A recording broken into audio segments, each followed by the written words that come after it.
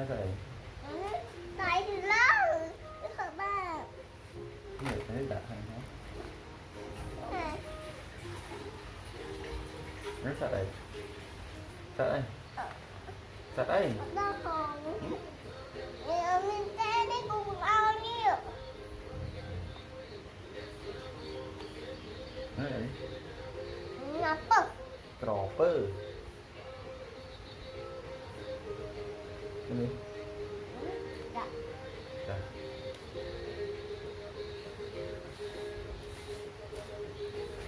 Cái thân ta thả. Sao đây nữa?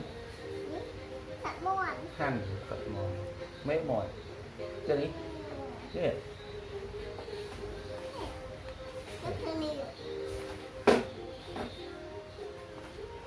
Này. Này. Này.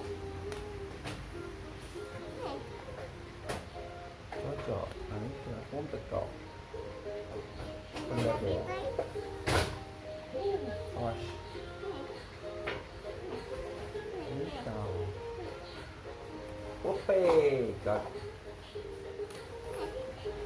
có trọ hoặc chuyện check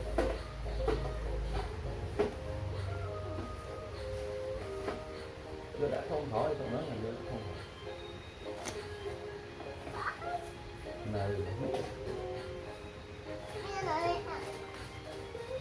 Này. Này. Này.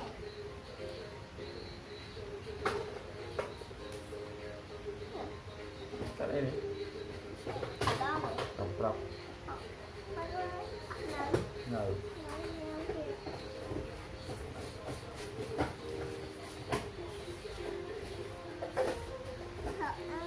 ai ai cái thái siêu rồi đi vào lại anh sẽ play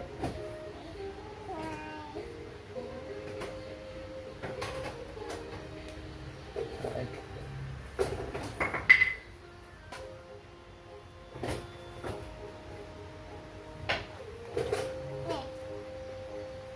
được bao mùi